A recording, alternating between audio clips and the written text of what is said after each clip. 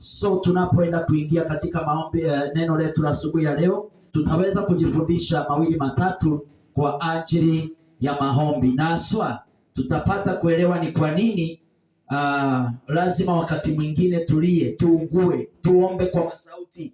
Ni kwa sababu gani? Maana watu wengi husema hata ukiomba polepole utajibiwa. Wakati mwingine kuna maombi ya polepole, kuna maombi hata ya sirini ambao hata ufungui kinywa chako kuweza unapoomba, unaomba huko ndani ya moyo. Kuna maombi ambao unaomba kwa sauti ndogo, lakini kuna maombi ambayo ni ya warfare, maombi ya breakthrough, ambayo hayo yanapaswa kuombwa kwa sauti. Yesu mwenyewe aliyaomba, tutaona mstari ambao unaozungumzia hilo, na Mungu ataweza kutubariki. Asubuhi ya leo njema tunaanza kwa kusoma kitabu cha Yakobo. Kitabu cha Yakobo